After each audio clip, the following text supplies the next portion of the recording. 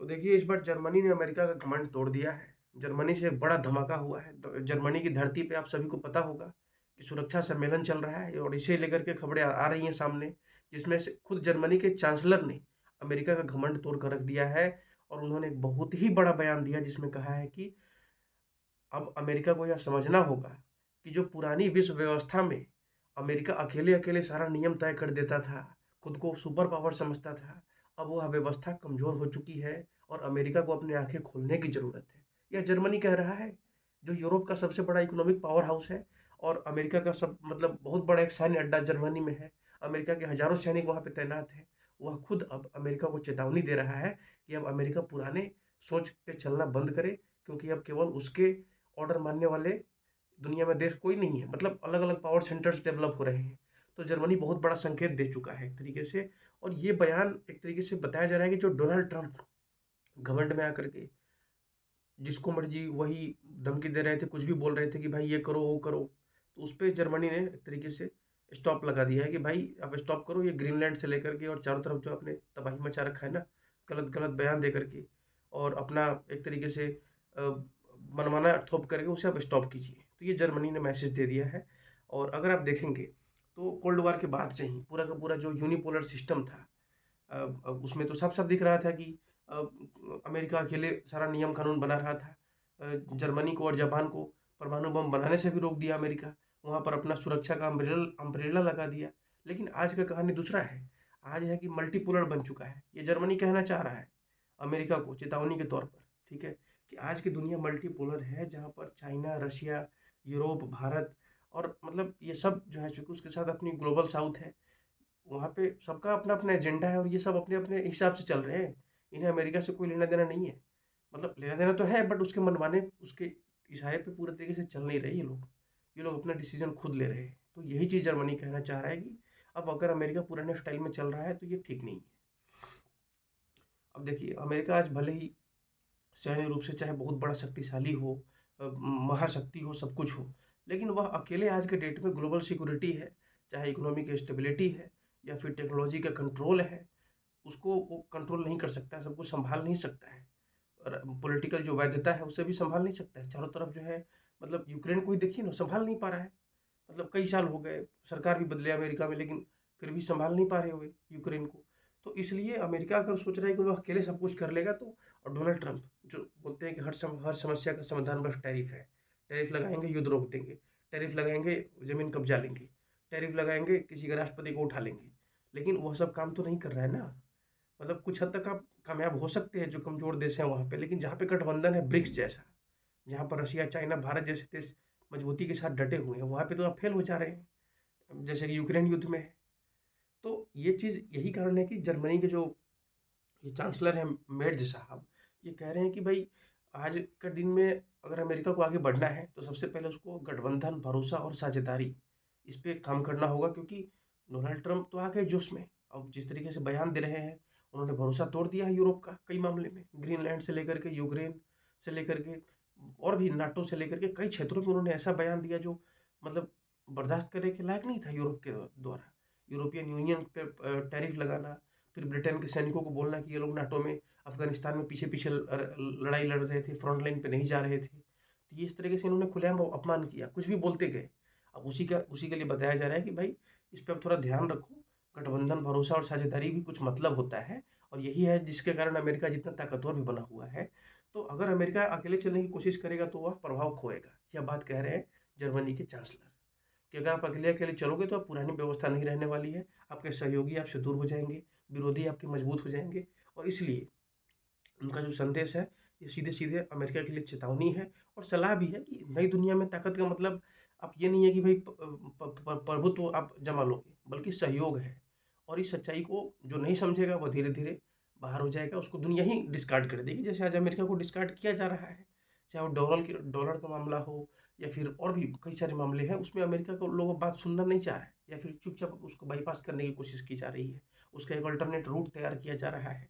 तो यही चीज़ है। अब देखिए अब ये जो जहाँ पे इस तरह का बयान दिया गया है, इसको क्या बोला जा रहा है?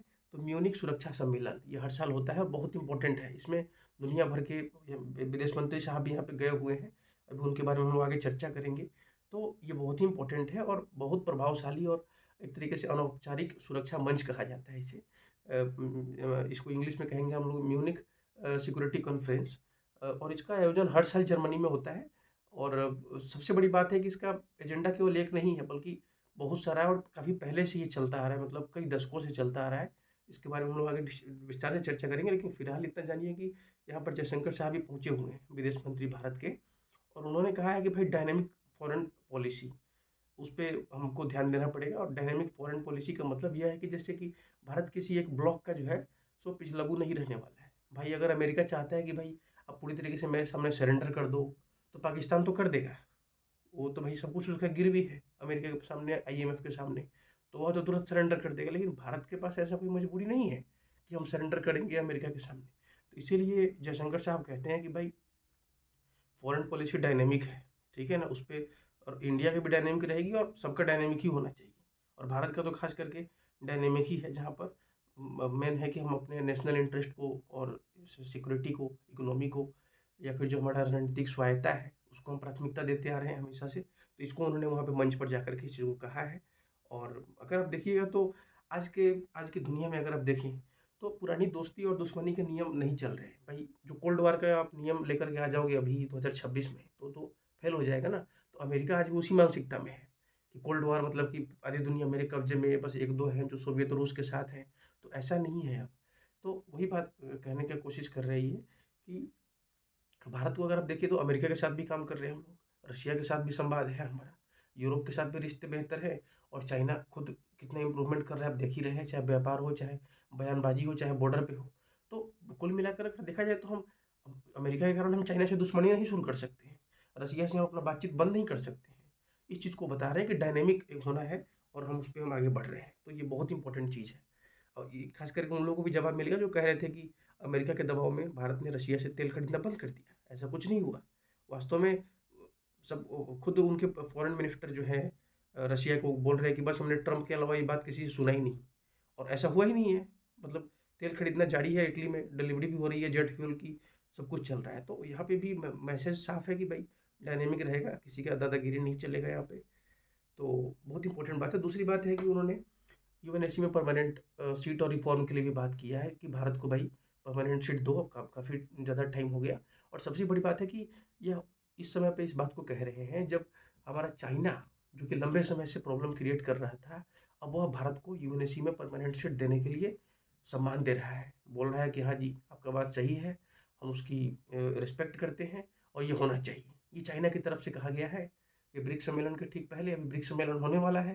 तो उसके तरह तरह के जो अधिकारी हैं और प्रतिनिधि हैं जो आ रहे हैं भारत, तो इस तरह का बयान दे रहे हैं। तो ये बहुत पॉजिटिव खबर है। उस वक्त ऐसा डिमांड रखना, मुझे लगता है कि ज़्यादा देर नहीं लगेगा परमानेंट मेंबर बनने में। और ये रिफॉर्म तो होकर ही रहेगा यूएनएससी का, उसमें जैसे ही होगा ये भारत को परमानेंट सीट दे देंगे। तो और दूसरी बात ये भी है कि जयशंकर साहब जब वहाँ पे जाते हैं तो चाहे वो जर्मनी हो, कनाडा हो, फ्रांस हो, दुनिया भर के नेता वहाँ पहुँचते हैं। तो इन सबसे उनकी मुलाकात भी हुई है और एक अच्छा बातचीत हुआ। अब देखिए आगे हम लोग जर्मनी पे आते हैं कि उनके जो चांसलर ने जो बयान दिया है वो बहुत ही तगड़ा संदेश माना जा रहा है। और साफ साफ बता रहे हैं कि यूरोप जो है सो कि अब आंख बंद करके किसी एक ताकत पर भरोसा करने के मूड में नहीं है। अगर अमेरिका चाहेगा कि आज भी हमारा यूरोप पीछे पीछे चलता रहे तो वह जमाना गया, क्योंकि दुनिया बदल चुकी है ना भाई। अभी आप कोल्ड वॉर में जी रहे हो तो ऐसा नहीं चलने वाला है। अब कहानी बिल्कुल अलग हो चुका है। द्वितीय विश्व युद्ध का के बाद जैसे अमेरिका खुद को शहंशाह घोषित कर दिया कि भाई ये नहीं करेगा, वो नहीं करेगा, वो कुछ नहीं चलने वाला है।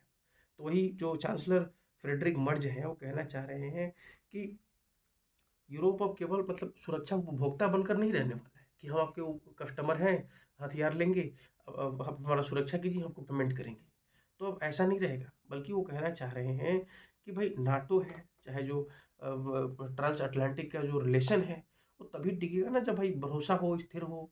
और फिर फैसले भी जो है सो कि साझेदारी में होंगे। अगर अमेरिका एक तरफा फैसला ले लेगा, बोलेगा कि जैसा हम चाह रहे हैं वैसे ही बाकी सबको ही फॉलो करना पड़ेगा, चाहे ग्रीनलैंड हो, चाहे यूक्रेन के मुद्दा हो, तो वहाँ पे तो बात बिगड़ेगी ना। तो इसलिए वो कहना चाह रहे हैं कि भाई बराबरी का खेल खेलो आप। अमेरिका अगर अपनी प्राथमिकता बार बार बदलता है, जैसे देखिए यूक्रेन के मामले में क्या हुआ, सरकार बदला बस प्राथमिकता बदल गया, यूरोप को लेकर के अमेरिका एकदम उलूल जुलूल बयान देने लगा। तो इस तरीके से अगर देखा जाए तो अगर वो सिर्फ़ यूरोप को अपना एक विकल्प मानता है, अमेरिका एक मोर्चा मानता है फ़ायदा उठाने के लिए, तो ऐसा होने वाला नहीं है। और अब यूरोप भी बोल रहा है कि भई हम विकल्प अपना तैयार कर रहे हैं। और सबसे बड़ा बात है कि जो फ्रांस है, फ्रांस के साथ कई देशों की परमाणु पे बातचीत चल रही है। परमाणु प्रतिरोध पर बातचीत जर्मनी के चांसलर ने भी फ्रांस के राष्ट्रपति से की है इस पे बातचीत। तो ये चीज़ साफ-साफ बता रहा है कि अब जर्मनी जो लंबे समय से नाटो और अमेरिका की सुरक्षा में रह रहा था, अब उसे भी फ्रांस की न्यूक्लियर सुरक्षा की क्या कहते हैं ज़रूरत महसूस हो रही है। उसे लग रहा है कि एक पे डिपेंडेंट रहना सही नहीं है, क्योंकि अगर डिपेंडेंट रहोगे तो ट्रम्प जैसा आदमी वो आपको बोलेगा कि भाई हमको पैसा भेजो वरना तुम्हारा हम अम्ब्रेला हटा रहे हैं सुरक्षा का। तो कहाँ कहाँ जाएगा उसको जर्मनी? उसके पास कोई ऑप्शन ही नहीं रहेगा ना। तो इसलिए वो फ्रांस के साथ बातचीत कर रहा है कि भाई कुछ करो ताकि ये ट्रम्प जैसा हिडिंबा आदमी चाहे ये जो है कुछ भी बोल दे रहा है, इसको रोकना पड़ेगा। तो दैट इज़ वेरी इंपॉर्टेंट। अब देखिए, अगर नाटो कमज़ोर होता है, क्योंकि वो जो कह रहे हैं कि सहयोग और सुरक्षा और साझेदारी की बात कर रहे हैं ना, जो ये जर्मनी के जो चांसलर हैं, तो यहाँ पे एक बात ये भी समझना होगा कि अगर नाटो कमज़ोर होता है, अगर क्योंकि अमेरिका जो एक तरफ़ा चल रहा है, तो उसमें नाटो तो कमज़ोर होगा, तो फिर अमेरिका का वैश्विक प्रभाव पे भी उसका असर पड़ेगा। उसका नेतृत्व कमज़ोर होगा, उसकी जो रणनीतिक पकड़ है, उस पे भी मतलब वो भी अच्छा नहीं रह जाएगा। तो एक तरीके से अगर अब देखा जाए तो अगर भविष्य में अगर अगर भविष्य में अमेरिका की सुरक्षा गारंटी कमज़ोर पड़ी या प्राथमिकताएँ बदली, तो यूरोप के पास अपना विश्वसनीय बैकअप होना चाहिए और यही उनके कहने का मतलब है। अब इसमें जर्मनी ना तो किसी से हथियार माँग रहा है, ना बोल रहा है फ्रांस को कल से हमारा परमाणु बम तुम तैनात कर दो मेरे देश में, या फिर ना ही वो अपना परमाणु हथियार बना रहा है, बल्कि वो यही कह रहा है कि हमारे पास बैकअप होना चाहिए ताकि हम पूरी तरीके से अमेरिका के घुटने पे टेक करके ना बैठें उसके सामने, ठीक है ना? अपना एक एक होना चाहिए हमारा इंडिपेंडेंस, ठीक है? तो यहाँ पे ये चीज़ समझना होगा कि अ, अगर संकट की घड़ी आती है यूरोप के ऊपर, तो कहीं अगर अमेरिका ने अचानक से राजनीतिक प्रेशर बनाना शुरू कर दिया कि भाई पहले ये करो तब ये करेंगे, पहले डील करो तब ये करेंगे, तो फिर क्या होगा यूरोप के साथ? तो इसलिए आँख बंद करके भरोसा अब अमेरिका पे नहीं करने वाला है यूरोप। और ये जर्मनी जो कि इकोनॉमिक पावर हाउस है यूरोप का, और 4th लार्जेस्ट है, 3rd लार्जेस्ट है आई थिंक, 3rd या 4th है, टॉप 5 में है। तो ये जब बता रहा है तो ये बहुत इम्पोर्टेंट चीज़ हो जाती है। और वहाँ से अगर आप देखिए, अगर आप यूरोप के बारे में बात करें तो अभी तक यूरोप एक ही पावर सेंटर पर भरोसा करता था, अमेरिका पे। लेकिन जो अब हो रहा है यूक्रेन के साथ, उसको डोनाल्ड ट्रंप आसानी से छोड़ते रहे हैं। ग्रीनलैंड के साथ उसे देख कर के अब भरोसा डगमगा डगमगा रहा है। और इसी वजह से ये बता रहे हैं कि भाई अब हमको अल्टरनेटिव चाहिए। और देखिए, सबसे दूसरी जो बात है यहाँ पे इम्पोर्टेंट ये है कि अभी तक अगर यूरोप की अगर हम बात करें, तो जर्मनी पूरी तरीके से न्यूक्लियर इसके अमेरिका का जो न्यूक्लियर अम्ब्रेला है, उसके नीचे रहा है। नाटो पर निर्भर रहा है वो। मतलब उसे ज़रूरत ही नहीं महसूस हुआ। उसे लगा था कि भई सब कुछ ठीक-ठाक रहेगा, लेकिन जिस तरीके से रशिया एग्रेशन करते जा रहा है, उसका टारगेट जर्मनी ही होगा लास्ट में, क्योंकि जर्मनी पावर हाउस है इकोनॉमी का। अगर उसको उसके पास सिक्योरिटी अगर मल्टीपल नहीं है, तो अगर ट्रम्प और पुतिन अगर समझौता कर लेते हैं, तो जर्मनी क्या करेगा फिर बीच में? वो तो मारा जाएगा ना। जैसे कि आज यूक्रेन का देखिए आप, पुतिन और ट्रम्प दोनों मिल करके वहाँ पे खनिज का और तरह-तरह का सौदा कर रहे हैं, डील कर रहे हैं। यूक्रेन का उसमें कुछ लेना-देना है नहीं, मतलब वो बस बलि का बकरा बना हुआ है, ठीक है? तो यही चीज़ है इम्पोर्टेंट यहाँ पे समझना कि अगर कल यूक्रेन जैसा स्थिति अगर जर्मनी का हो गया, तो फिर वहाँ पे क्या होगा? तो इसलिए जर्मनी अपना बैकअप तैयार कर रहा है। वैसे भी आप सभी जानते हैं कि जर्मनी के अंदर यूनाइटेड नेशन का जो है चूँकि बहुत ज़्यादा सैन्य की तैनाती है, सैन्य बेस है, सब कुछ है सुरक्षा के तौर पर, है ना? लेकिन फिर भी जो राजनीतिक भरोसा है, जैसे कि सरकार बदल जाए, फिर कोई बोल दे कि भाई जर्मनी अब तुम अपना व्यवस्था देखो, तो फिर जर्मनी के लिए मुश्किल हो जाएगी ना। और कहीं कल को दूसरा ट्रम्प जैसा कोई और नेता आ गया अमेरिका में, तो फिर उसमें क्या होगा? अब देखिए, अगर आप फ्रांस की बात करें तो उसपे भरोसा इसलिए कि पूरा यूरोप कर रहा है ना, क्योंकि यह एक ऐसा देश है यूरोप में इकलौता जिसके पास न्यूक्लियर डिटरेंस पूरी तरीके से स्वतंत्र है।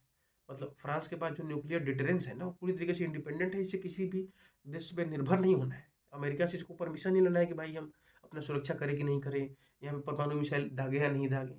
तो क्योंकि उसके सारे के सारे जो वारहेड हैं फ्रांस के, वारहेड, मिसाइल, सबमरीन कमांड, ये कमांड सिस्टम, और सबसे अहम निर्णय लेने की चाबी पूरी तरीके से फ्रांस के पास ही है। उसके राष्ट्रपति जब चाहेंगे तब कहीं पे भी परमाणु हथियार छोड़ सकते हैं, गिरा सकते हैं, कुछ भी कर सकते हैं। लेकिन अगर आप वहीं पे देखिए, जो यूनाइटेड किंगडम है, उसके पास भी परमाणु हथियार है।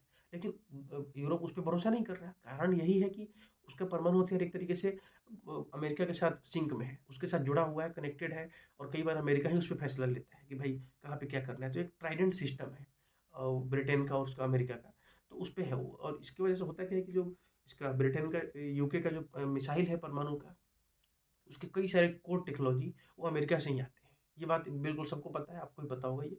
तो ब्रिटेन की जो परमाणु पनडुब्बियाँ हैं, वो अमेरिकी सप्लाई चेन मेंटेनेंस और तकनीकी सपोर्ट पर ही निर्भर रहती हैं, और इसलिए वो ब्रिटेन पे लोगों को भरोसा नहीं है। वैसे भी वो ईयू से बाहर हो चुका है, और ब्रिटेन हमेशा से यूनाइटेड स्टेट्स का ही वफादार था, रहेगा और आगे भी। उसको बाकी यूरोप से उतना ज़्यादा मतलब नहीं रहता है। लेकिन फ्रांस है जो कि अपने आप को लीड करने के लिए हौसला रखता है, यूरोप में नया लीडर बनना चाहता है, अमेरिका को रिप्लेस करना चाहता है, ये बहुत बड़ी बात है।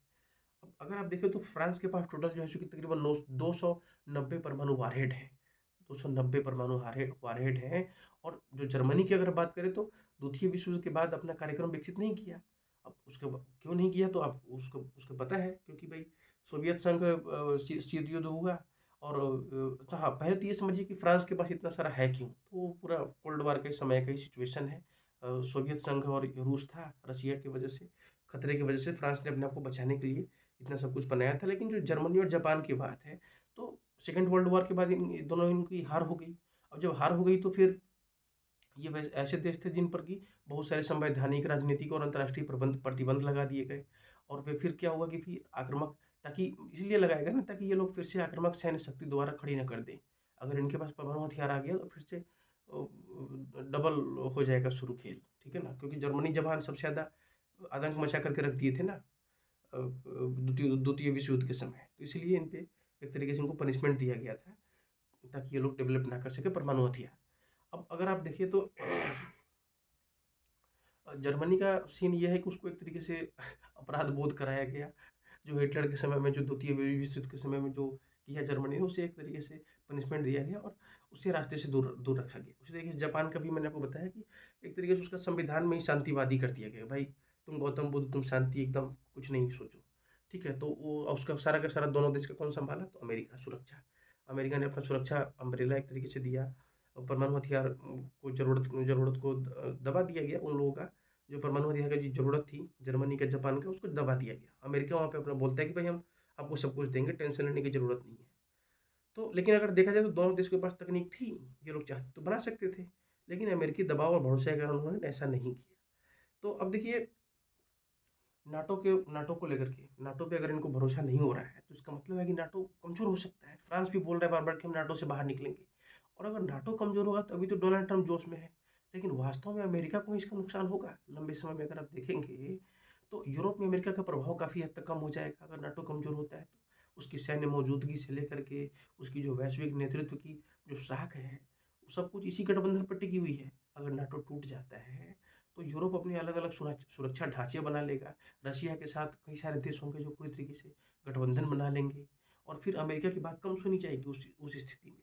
और फिर तब अगर देखेंगे तो दुनिया तेज़ी से मल्टीपोलर दिशा में बढ़ जाएगी, जो कि रशिया, चाइना और भारत जैसे देश चाहते हैं लंबे समय से कि भाई मल्टीपोलर बने, कोई एक पार्टी ना रहे। तो वही मैं कहना चाह रहा हूँ कि अगर नाटो ब्रेक होता है तो उससे सबसे बड़ा नुकसान अमेरिका को ही होगा, भले ही डोनाल्ड ट्रंप अभी जोश में कुछ भी बोल रहे हो। तो ये बहुत ही इंपॉर्टेंट बात है।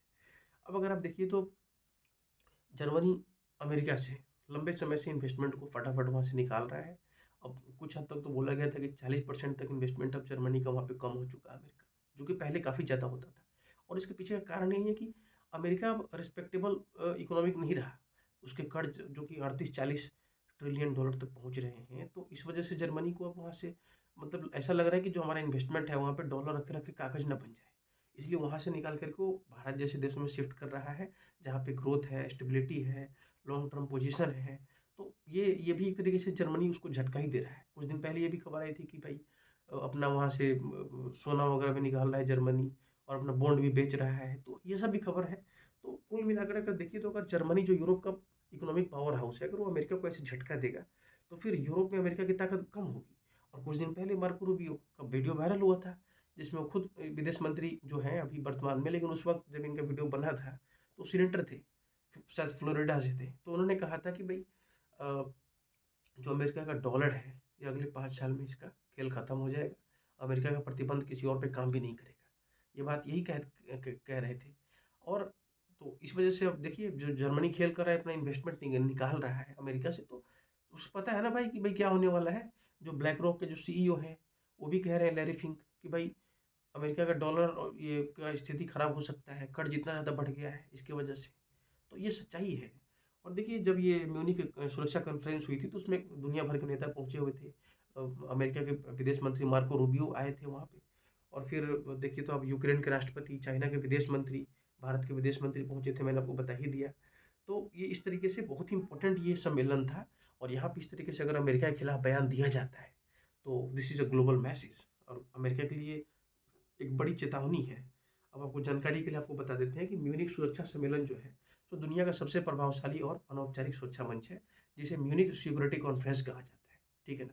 और इसका आयोजन हर साल जर्मनी के म्यूनिख शहर में ही किया जाता है, म्यूनिख शहर में ही होता है वहाँ पे। अब इसकी शुरुआत भी अगर आप देखेंगे तो शीत युद्ध यानी कि कोल्ड वॉर से ही चली आ रही है। 1963 से लेकर के उसी दौर में शुरू हुई थी। तब पश्चिमी देशों को जो है किससे खतरा था, सबको पता है सोवियत का। तो उसके खिलाफ ये तालमेल की ज़रूरत के लिए बनाया गया था। लेकिन आज इसका जो नीड है, ये पूरी तरीके से बदल चुका है। आज यह नाटो का भविष्य लेकर के अब युद्ध हथियार तो है ही, उसका खेल तो है ही। उसके बाद अमेरिका यूरोप का रिश्ता कैसा होगा, रशिया और चाइना की भूमिका क्या है आगे, यूक्रेन जैसे संघर्ष हैं, ऊर्जा सुरक्षा, साइबर वॉर हो गया या फिर आर्टिफिशियल इंटेलिजेंस, इकोनॉमिक सिक्योरिटी, इस सब की इसमें चर्चा होती है बहुत ज़्यादा। और यहाँ पे राष्ट्रपति, प्रधानमंत्री, विदेश मंत्री, रक्षा मंत्री, सेनाध्यक्ष से लेकर के कई सारे खुफिया एजेंसी के प्रमुख सब कोई आते हैं। तो ये बहुत इंपॉर्टेंट मंच है और यहाँ से कोई अगर संदेश दिया जाता है तो ये बहुत ही इफ़ेक्टिव माना जाता है। भारत आमतौर पर यहाँ पर अगर आप देखिए म्यूनिख सिक्योरिटी कॉन्फ्रेंस में तो अपने उच्च स्तर के ही प्रतिनिधिमंडल को लगातार भेजता आया है। चाहे वो भारत के विदेश मंत्री हों, राष्ट्रीय सुरक्षा सलाहकार हों या फिर कोई वरिष्ठ राजनयिक वहाँ पे पहुँच जाए या फिर कोई रणनीतिक विशेषज्ञ हों, वो मतलब वहाँ पक्ष अपने रखते हैं। ये बहुत इम्पोर्टेंट बात है समझना कि भारत इस मंच पे जाता रहा है और इम्पोर्टेंट है। तो आप लोग बताइए कि जर्मनी ने जो बयान दिया है वो क्या वैलिड है? क्या वाक़ई में अब अमेरिका का सिचुएशन डगमगा रहा है? इस पे आप क्या सोचते हैं?